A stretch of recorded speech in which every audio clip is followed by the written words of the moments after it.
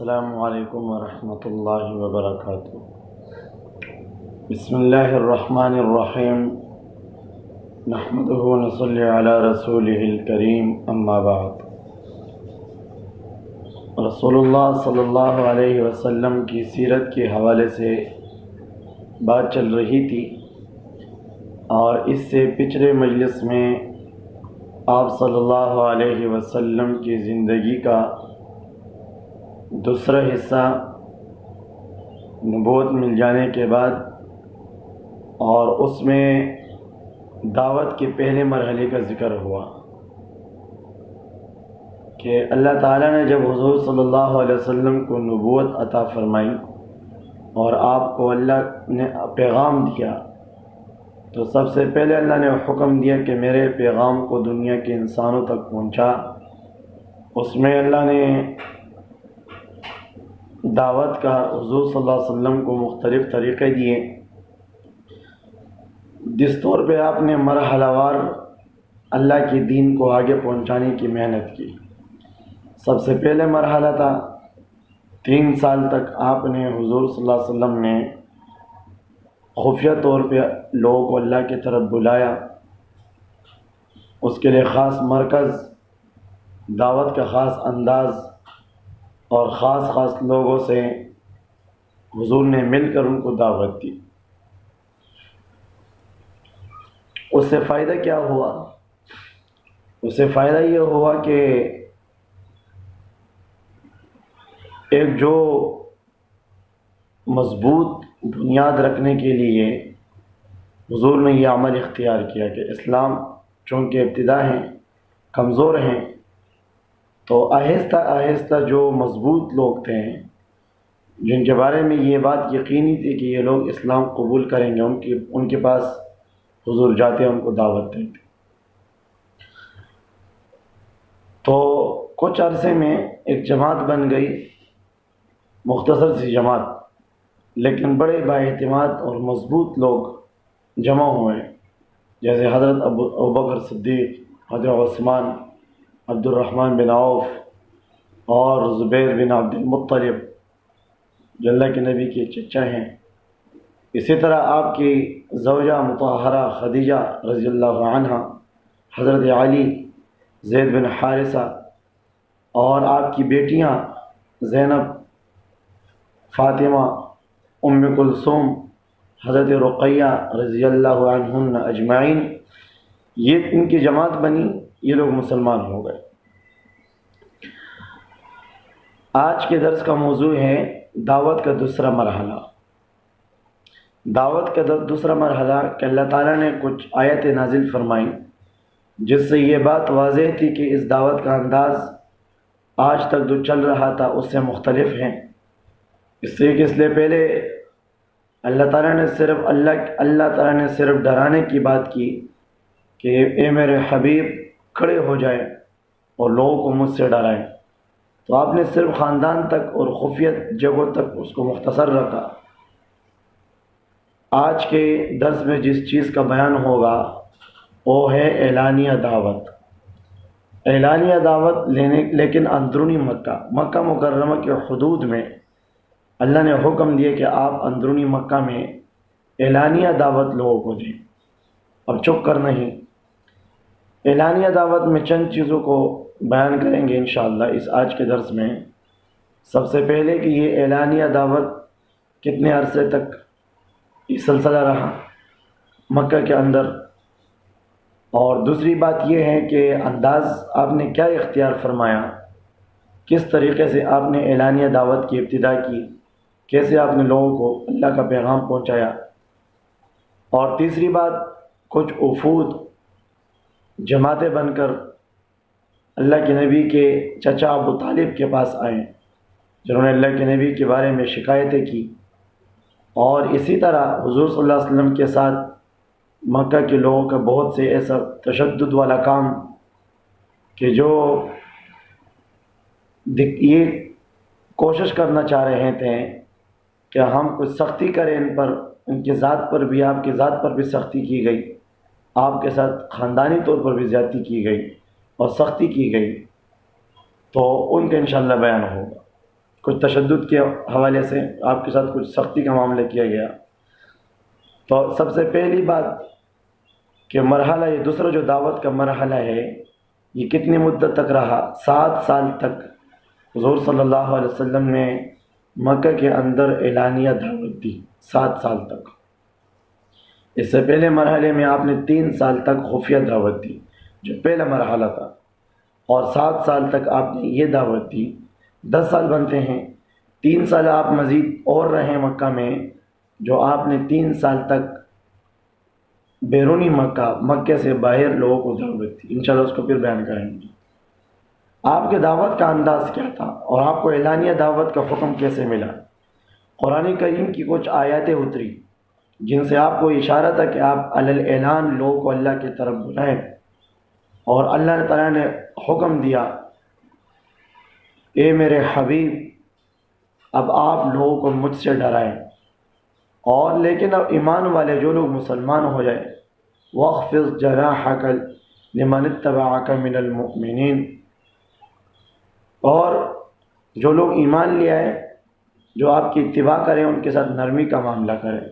وَأَنذِرْ عَشِيرَتَكَ الْأَقْرَبِينَ، اے میرے حبیب اپنے قریبی رشتہ داروں کو مجھ سے ڈرائیں، میری توحید کا ان کو بتائیں، میرے خوف کے بارے میں ان کو بتائیں. تو آپ کو یہ حکم دیا گیا. اسی طرح وَاصْدَعْ بِمَا تُؤْمَرُ وَأَعْرِضْ عَنِ الْمُشْرِكِينَ، میرے حبیب جس چیز کا آپ کو حکم دیا جا رہا ہے آج سے آپ اس کو کھل کر بیان کر دیجئے. اور یہ جو مشرکین لوگ ہیں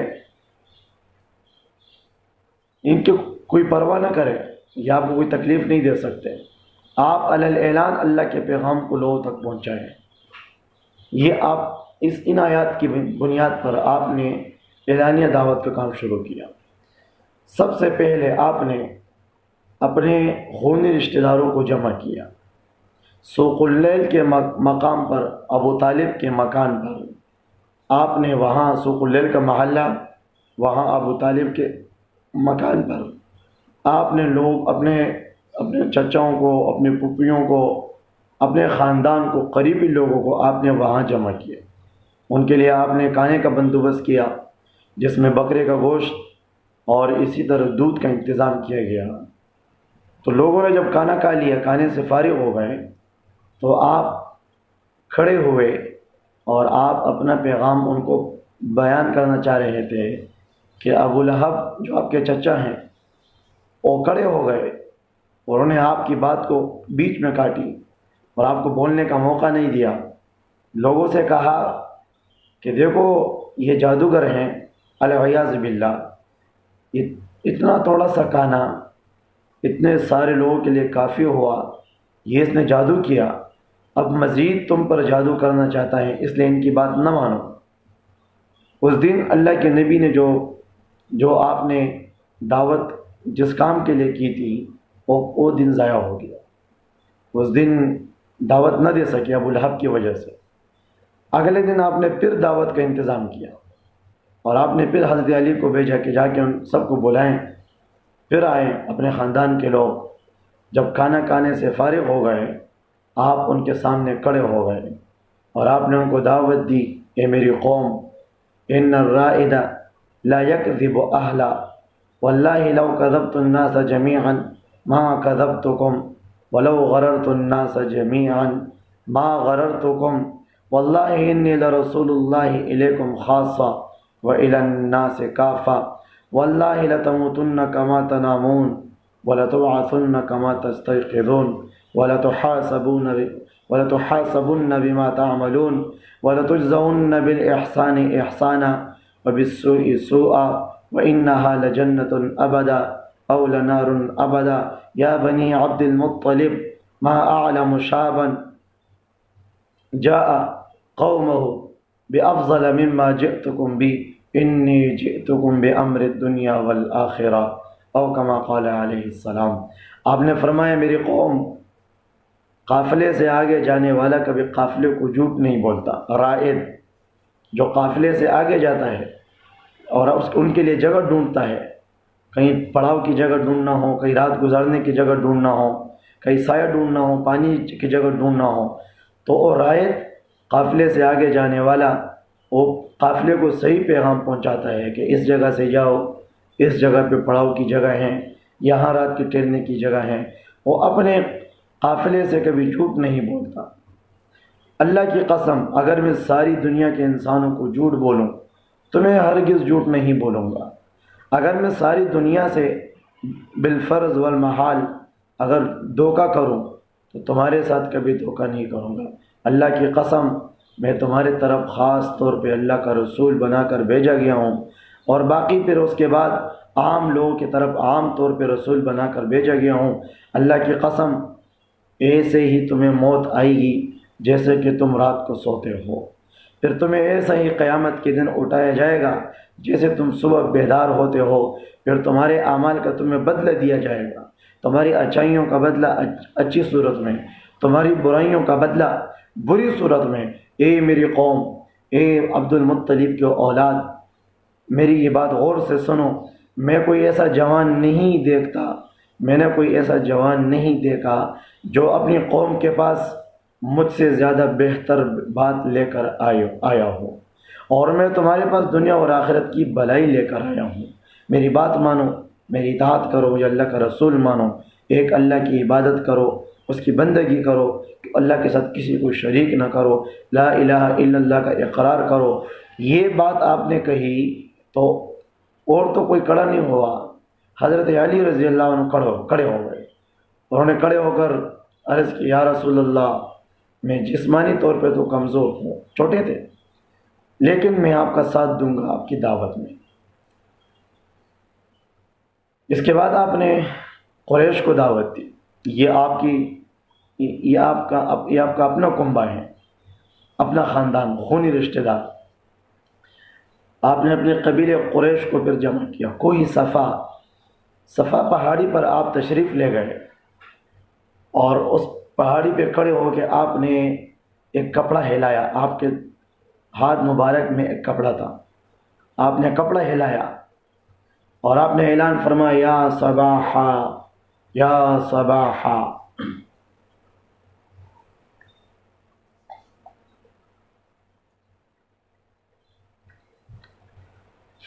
یا صباحا کا صدا لگتی تھی، یہ ایمرجنسی کے ایک الارم کے طور پہ لوگ یہ الفاظ استعمال کرتے تھے۔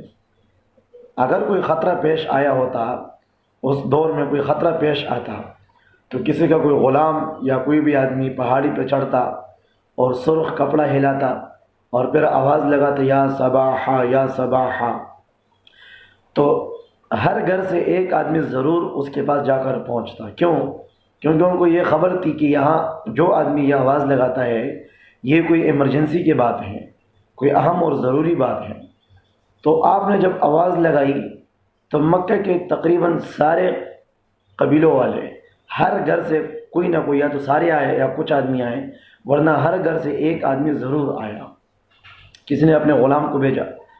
جب سارے حضور کے سامنے جمع ہو گئے، آپ نے فرمایا، لو اخبرتکم ان خیلا تخرج من سفح هذا الجبل تريد ان تغیر علیکم اکنتم مصدقیہ۔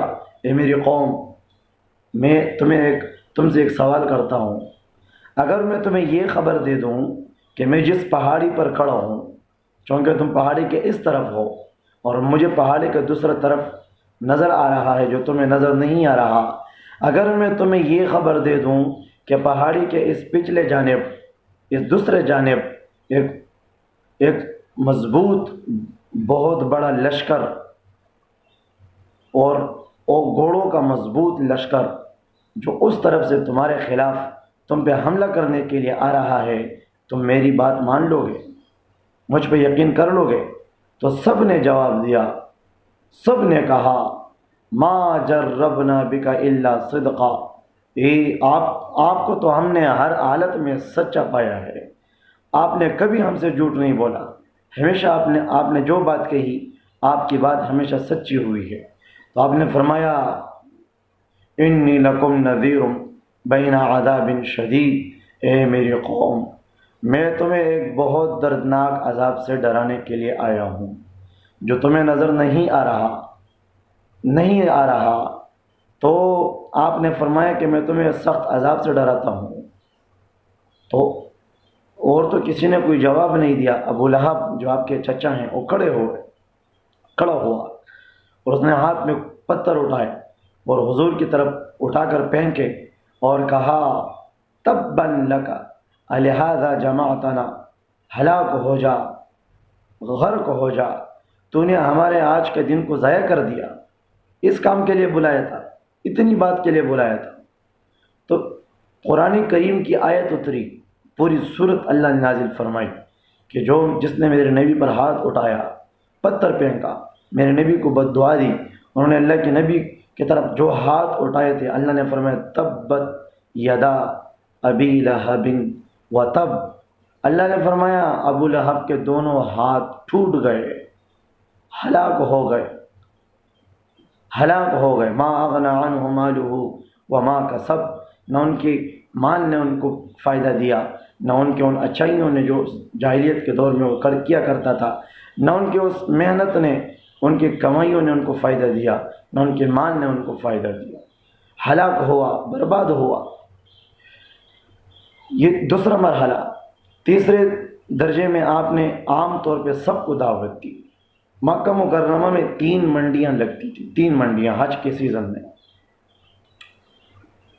ایک منڈی لگتی تھی اوقاس کی، اور ایک مجنہ کی لگتی تھی، اور ایک ذو المجاز کی، ایک غالباً طائف کے پاس، اور ایک یہاں عرفات کے میدان کے قریب، مینا کے قریب، ایک عرفات کے میدان میں، اور ایک آس پاس اسی جگہ میں مکہ کی حدود میں لگتی تھی۔ اوقاس کی منڈی لگتی تھی ذی القعدہ کے پہلے 20 دن۔ اس میں لوگ اپنی چیزوں کو خرید اور فروخت کیا کرتے تھے، حج کا ایام کا انتظار کرتے تھے۔ پھر حج کے دن شروع ہوتے تو سارے قافلوں والے حج کرتے اپنے رسم کے مطابق، اور پھر اس کے بعد اپنے گھروں کو روانہ ہوتے۔ تو پہلی منڈی لگتی تھی ذی القعدہ کے 20 دن پہلے، یکم ذی القعدہ سے 20 ذی القعدہ تک، اوقاس کی منڈی۔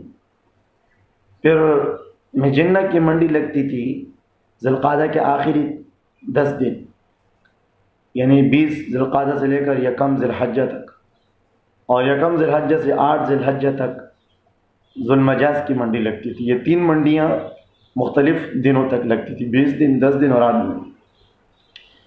ان منڈیوں میں لوگ خیمے ان کے لگے ہوتے، وہاں وہ رہتے تھے۔ تو حضور صلی اللہ علیہ وسلم ان منڈیوں میں پھر کر ایک ایک آدمی کے پاس جا کر ان کو آپ اللہ کی طرف بلاتے تھے، ایک ایک خیمے میں جا کر آپ ان کو بلاتے تھے۔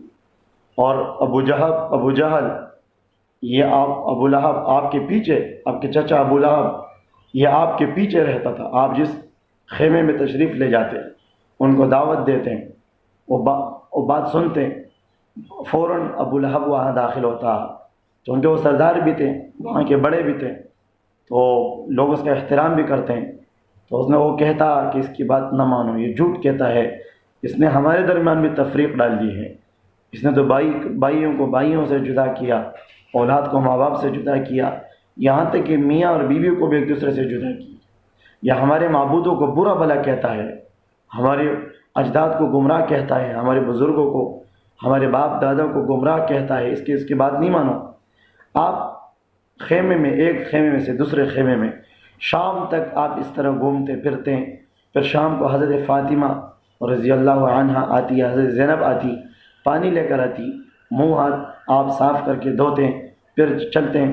وہ فریاد کرتی، روتی، یا رسول اللہ کب تک یہ چلے گا، یہ کیسے چلے گا؟ لوگ آپ کی بات نہیں مانتے، لوگ آپ پر تھوکتے ہیں، آپ پر مٹی ڈالتے ہیں۔ آپ نے فرمایا فاطمہ، زینب ایک دن آئے گا تیرے باپ کا لایا ہوا دین، ایسے جگہ نہیں ہوگی، کوئی ایسا مکان نہیں ہوگا جو کچا اور پکا، ہر مکان تک تیرے باپ کا لایا ہوا دین پہنچے گا، دنیا کے کونوں کونوں تک تیرے باپ کا لایا ہوا دین پہنچے گا۔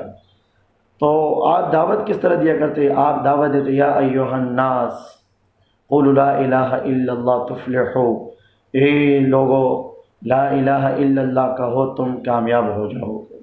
یا ایھا الناس ان اللہ یأمرکم ان تعبدوہ ولا تشرکوا بہ شیئا، اے لوگو اللہ تمہیں حکم دیتا ہے اس ایک اللہ کی بندگی کرو، اس ایک اللہ کی عبادت کرو، اس کے ساتھ کسی چیز کو شریک نہ کرو۔ یہ آپ کی دعوت تھی، آپ اس طرح دعوت دیا کرتے تھے۔ خیموں میں حج کے سیزن میں آپ اس طرح گھوما پھرا کر کر لوگوں کو اسی طرح دعوت دیتے تھے۔ یہ ہر سال چونکہ لوگ آتے تھے حج کے لیے، آپ اسی میں دعوت کا کام کیا کرتے تھے۔ اسی میں تو وہ لوگ بھی آپ سے ملے تھے جو مدینہ منورہ سے آئے تھے، اور جنہوں نے آپ کے ہاتھ پہ بیعت کی تھی، پھر ہجرت کرنے کے لیے حضور صلی اللہ علیہ وسلم کو دعوت دی کہ آپ ہمارے ہاں آئیں۔ انشاءاللہ اس کو پھر بیان کریں گے، بیعت اولیٰ، بیعت اخریٰ، بیعت عقبہ، اس میں پھر انشاءاللہ بیان کریں گے اس کو۔ تو ہجرت سے کچھ دن پہلے، کچھ عرصہ پہلے یہ واقعہ پھر پیش آئے تھے۔ تو حضور صلی اللہ علیہ وسلم نے اسی طرح آپ نے 3 مرحلوں سے لوگوں کو دعوت دی۔ ایک دفعہ آپ حرم شریف میں تھے، آپ نے توحید کا اعلان فرمایا۔ توحید کا اعلان کرنے کے بعد مشرکین مکہ کے سردار وہ آپ پر ٹوٹ پڑے، یہاں سے مسلمان آئے اور مسلمانوں نے تلواریں اٹھائی، بیچ میں ایک دوسرے پر تلواروں کی واریں ہوئی، تو جنگ شروع ہوئی۔ اس میں ایک صحابی حارث ابن ابو حالہ جو حضرت خدیجہ رضی اللہ عنہ کے پہلے شوہر سے ان کے بیٹے تھے، تو ان میں شہید ہو گئے۔ یہ پہلا خون تھا جو اسلام کے نام پر گرا ہے، یہ پہلی شہادت تھی جو دین اسلام کے لیے زمین پہ گری۔ یہ پہلا شخص تھا جس نے قربانی دی، اور یہ بھی حضور کے خاندان سے، حضرت خدیجہ رضی اللہ عنہ کے بیٹے ہیں، اس کے پہلے شوہر سے۔ پھر اسی طرح آپ صلی اللہ علیہ وسلم ایک دفعہ آپ حرم شریف میں تھے، مکہ کے مشرکین ابو لہب اور عتبہ بن ابی معیط جو آپ کے پڑوسی تھے، تو یہ ہمیشہ یہ آپ کے پڑوس میں تھے، آپ کے گھر میں کچرا ڈالتے تھے، آپ کے راستے میں کچرا ڈالتے تھے، جس راستے سے آپ جاتے تھے وہاں گندگی پھینکتے تھے۔ اس سے بھی آگے بڑھ کر حضور صلی اللہ علیہ وسلم نماز پڑھ رہے تھے، تو کہیں باہر اونٹ ذبح ہوا تھا، اس کی اجڑی وہاں پڑی ہوئی تھی۔ ابو لہب نے کہا، ابو جہل نے کہا، ابو جہل عتبہ بن ابی معیط سے کہا، عتبہ جا کر وہاں حوالی مدینے کے اطراف میں ایک اونٹ کی اجڑی پڑی ہوئی ہے، لے کر آ جاؤ، ہم ڈالیں گے اس شخص پر، کتنا ہی مزہ آئے گا۔ تو آپ سجدے کی حالت میں تھے، انہوں نے اجڑی لائی حضور کے، آپ کے یہ کندھوں کے سر کے اوپر ڈال دی، آپ کے کندھے پہ ڈال دی، پیٹھ پر۔ آپ دیر تک سجدے میں آپ تھے، آپ سجدے سے نہیں اٹھ رہے ہیں۔ حضرت زینب آئی، حضرت فاطمہ آئی، انہوں نے ہٹائی، وہ گندگی کو ہٹایا، حضور کھڑے ہوئے، اور وہاں کچھ سردار بیٹھے ہوئے تھے، جنہوں نے یہ منظر دیکھا وہ زور سے ہنسنے لگے، زور سے ہنسنے لگے۔ حضور صلی اللہ علیہ وسلم نے جب سر مبارک اٹھایا، آپ نے بد دعا فرمایا، اللہم علیک بقریش، اللہم علیک بقریش، اللہم علیک بقریش، یا اللہ تو قریش کے ساتھ اپنا معاملہ فرما۔ آپ عبداللہ بن مسعود رضی اللہ عنہ فرماتے ہیں کہ بدر کے دن میں نے دیکھا ان سرداروں کو جنہوں نے حضور کے ساتھ یہ حرکت کی، پھر ہنسے، پھر حضور کا مذاق اڑایا، کہ ان کے اندھے منہ، ان کے منہ کے بل گھسیٹ کر وہ بدر کے کنویں میں ڈالا گیا، مردار پڑے ہوئے بدر کے دن یہ مارے گئے، پھر ان کو منہ کے بل گھسیٹ کر کنویں میں ڈالا گیا۔ ایک سردار جن کا نام حضور نے بد دعا میں لیا تھا، اللہ نے ان کو ہلاک کر دیا، برباد کر دیا۔ آپ حرم شریف میں نماز پڑھ رہے تھے، تو ابو جہل آیا، انہوں نے آپ کے گردن مبارک میں چادر ڈالی اور چادر کو بھینچا، ان کو گھمایا، اتنا زیادہ گھمایا، سخت گھمایا کہ آپ کی سانس بند ہو گئی، آنکھیں آپ کی باہر آنی شروع ہو گئی، لگ گئی۔ تو ابوبکر صدیق رضی اللہ عنہ کا وہاں سے گزر ہوئے، اتفاقاً وہاں سے آئے، انہوں نے دیکھا ابو جہل کو دھکا دیا، چادر کی بھینچ کو کھول لی، چادر کو ہٹایا، اور ان سے مخاطب ہو کر کچھ جملے ارشاد فرمائے، اور کچھ ان سے فرمایا، وہ جملہ ارشاد فرمایا جو موسیٰ علیہ السلام کی قوم نے موسیٰ علیہ السلام کے حق میں فرعونیوں سے کہا، فرعونیوں نے جب موسیٰ علیہ السلام کے خلاف کھڑے ہو گئے اور انہوں نے کہا کہ ان کو قتل کر دو، ان کو مار دو، یہ ہمارے قوم کو گمراہ کرنا چاہ رہا ہے، تو موسیٰ علیہ السلام کے بارے میں اس شخص مسلمان نے کہا فرعونیوں سے، اتقتلون رجلا ان یقول ربی اللہ، اے فرعونیوں تم ایسے شخص کو مارتے ہو جو یہی کہتا ہے کہ میرا رب اللہ ہے، تم سے کچھ مانگتا تو نہیں؟ وقد جاءکم بالبینات من ربکم، اور صرف کہتا نہیں اپنے رب کی طرف سے واضح نشانیاں بھی لے کر آیا ہے۔ تو ابوبکر صدیق رضی اللہ عنہ نے سرداروں سے کہا، ابو جہل سے کہا، اتقتلون رجلا ان یقول ربی اللہ وقد جاءکم بالبینات من ربکم، یا تم ایسے شخص کو مارنا چاہتے ہو جو صرف یہ کہتا ہے کہ میرا رب اللہ ہے، اور وہ اپنے رب کی طرف سے نشانیاں بھی لے کر آیا، دلائل بھی لے کر آتا ہے، کیوں ایسا ظلم کرتے ہو، زیادتی کرتے ہو؟ ابو جہل، ان کے دو بیٹے عتبہ اور عتیبہ، ان کے نکاح میں تھی اللہ کے نبی کی دو بیٹیاں تھیں، ام کلثوم اور رقیہ، تو اس نے اپنے بیٹوں پہ زور ڈالا کہ ان دونوں کو طلاق دے دو۔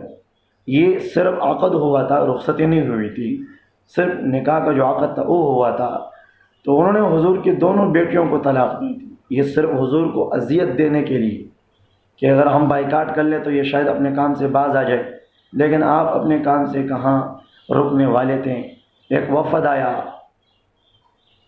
آپ کے چچا ابو طالب کے پاس، انہوں نے پہلی دفعہ آ کر کہنے لگے آپ اپنے بھتیجوں کو روک دیں، یہ ہمارے بتوں کو برا بلا کہتا ہے، ہمارے خداؤں کو برا بلا کہتا ہے، ہمارے بڑوں کو، ہمارے بزرگوں کو گمراہ کہتا ہے۔ تو انہوں نے تو ابو طالب نے تو اس مرتبہ ان کو مطلب خود خوش اسلوبی کے ساتھ ان کو سمجھایا، واپس کیا۔ دوسری دفعہ پھر آئے جب حضور نے اپنی محنت کو اور زیادہ کیا تو سرداران قریش پھر آئے ابو طالب کے پاس، اس مرتبہ لہجے میں سخت تھے، انہوں نے کہا کہ یا تو آپ اپنے بھتیجوں کو روک دیں، یا آپ ہمارے بزرگ ہیں، بڑے ہیں، آپ کی وجہ سے ہم یہ کچھ نہیں کہتے، یا ہمارے بیچ سے آپ ہٹ جائیں، ہمارے درمیان مقابلہ ہو جائے، یا تو ہم میں سے ایک ہلاک ہو جائے اور ایک عزت پائیں، دوسرا ذلیل ہو جائیں، آپ ہماری بیچ سے ہٹ جائیں۔ تو یا تو ابو طالب نے آپ صلی اللہ علیہ وسلم کو بعد میں یہ خبر دی، یا اسی وقت ایک روایت کے مطابق اسی وقت ابو طالب نے اپنے بیٹے عقیل کو اللہ کے نبی کے پاس بھیجا کہ جا اپنے بھتیجے کو بلا۔ حضور صلی اللہ علیہ وسلم کو جب بلایا گیا آپ تشریف لائیں، ابو طالب نے اللہ کے نبی کے سامنے عرض کیا، بھتیجے یہ تیری قوم کے سردار میرے پاس یہ بات کہنے آئے ہیں کہ آپ اس محنت کو چھوڑ دیں، آپ ہماری بتوں کو برا بلا کہنا چھوڑ دیں، ہمارے آباء اور اجداد کو گمراہ کہنا چھوڑ دیں۔ تو آپ نے فرمایا، چچا اللہ کی قسم، جس طرح سورج روشنی چھوڑنے میں یہ اپنے اختیار میں نہیں، اسی طرح میں دعوت کے کام چھوڑنے میں اپنے اختیار میں نہیں، میں ایسے ہی دعوت کا کام کروں گا جس طرح کہ سورج روشنی دیتا ہے، ساری دنیا روشنی کے سورج کے خلاف ہو جائے سورج پھر بھی روشنی دے گا، اگر ساری دنیا میرے خلاف ہو جائے میں پھر بھی دعوت کا کام کروں گا۔ پھر آپ نے فرمایا، اللہ کی قسم اگر یہ لوگ سورج کو میرے دائیں ہاتھ پہ رکھ دے اور چاند کو میرے بائیں ہاتھ پہ لا کر نیچے اتار کر رکھ دے اور مجھ سے کہیں کہ اس محنت سے پیچھے ہٹ جا، اسلام کی دعوت سے پیچھے ہٹ جا، میں پیچھے ہٹنے والا نہیں ہوں، یا تو میری جان چلی جائے، میں شہید ہو جاؤں، یا اللہ کا دین سارے عالم کے انسانوں میں پھیل جائے، ساری دنیا میں پھیل جائے۔ تو سمجھ گئے، ابو طالب بھی سمجھ گئے کہ میرا بھتیجا پیچھے ہٹنے والا نہیں۔ انہوں نے بھی کہا کہ چلو، جب تک میں زندہ ہوں آپ پر کوئی ہاتھ نہیں اٹھا سکتا، جب تک میں ہوں تجھے کوئی کچھ نہیں کہہ سکتا، آپ اسی طرح لگے رہیں، آپ اللہ کے دین کو دنیا کے انسانوں تک پہنچاتے رہیں۔ تو آپ کی دونوں بیٹیوں کو طلاق دی اسی بات کے لیے کہ آپ کو اذیت دی جائے، تکلیف دی جائے، اور آپ کی ایک بیٹی زینب حضرت ابو العاص رضی اللہ عنہ کے نکاح میں تھی، ان پر بھی لوگوں نے دباؤ ڈالا کہ ان کو بھی کہیں کہ زینب کو طلاق دے دے، لیکن وہ نہیں مانا، اپنی بات پہ ڈٹا رہا، اور آخر تک حضرت زینب ان کے نکاح میں رہی، پھر بعد میں جا کر وہ مسلمان ہوئے اور حضرت زینب رضی اللہ عنہ کے ساتھ تھی۔